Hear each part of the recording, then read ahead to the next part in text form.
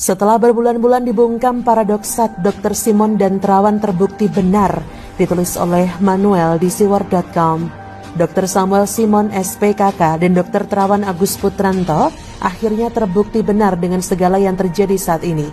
Mereka selama ini dibungkam oleh dokter-dokter sesat, kalau nggak mau dibilang buang sat soal virus ini adalah self-limiting disease dan juga bisa sembuh. Kita melihat bagaimana dari awal pandemi, Dr. Simon dan Dr. Terawan sibuk mewariskan dan meluruskan pola pikir sesat yang dimunculkan oleh akun-akun scaremongers dan juga macam dokter semi rambut dungu soal COVID. Begini kisah terbukanya tabir kebenaran itu. COVID yang selama ini ada bukan dibantah dan dianggap sampah oleh Dr. Simon. Justru Dr. Simon memberikan pemahaman yang benar soal pandemi ini.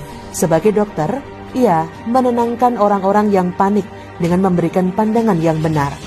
Dr. Simon mengatakan dari awal bahwa penggunaan obat-obatan yang berlebihan bisa berpotensi memicu reaksi negatif dari tubuh yang membuat tubuh ini kolaps.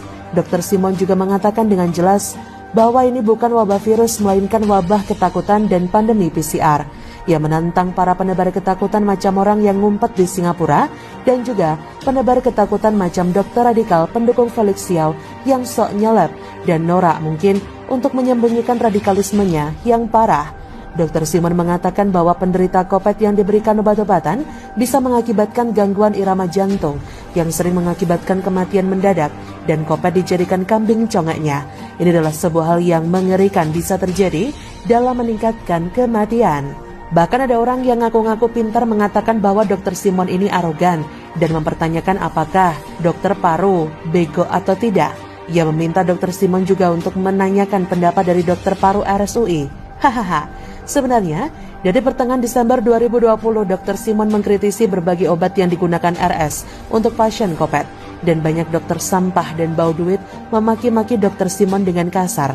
Mentang-mentang Dr. Simon ini dokter spesialis kulit, bukan spesialis paru. Kemudian, CPR pun juga mengatakan bahwa pemerintah harus menghentikan penggunaan obat antibiotik dan antivirus yang tidak terbukti bermanfaat untuk terapi COVID yang tidak bergejala maupun bergejala ringan. Penggunaan antibiotik tidak rasional mendorong resistensi obat yang seharusnya tidak dilakukan.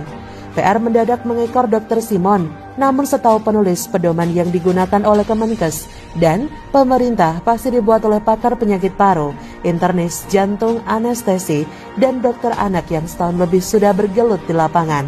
Artinya, ID harusnya memanggil dan meminta PR si orang yang ngomongnya kebanyakan di Twitter untuk melakukan klarifikasi.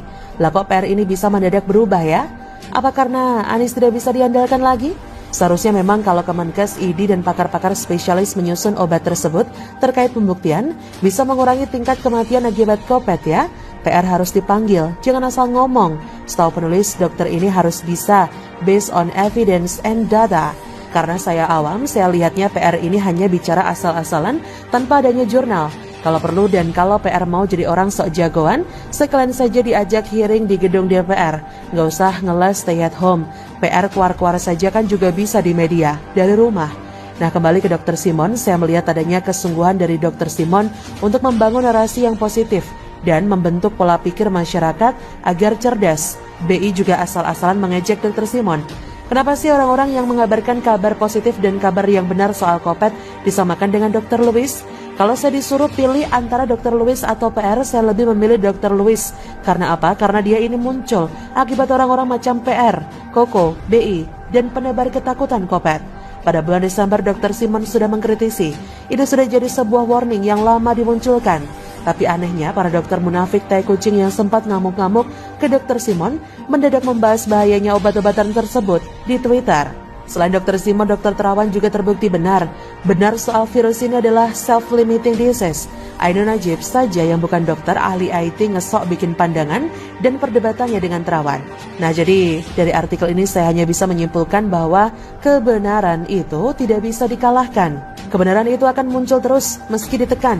Kebenaran yang diutarakan oleh Dr. Samuel Simon dan Dr. Terawan akhirnya terbukti kan? Kenapa pasien OTG dan gejala ringan diberikan obat-obatan?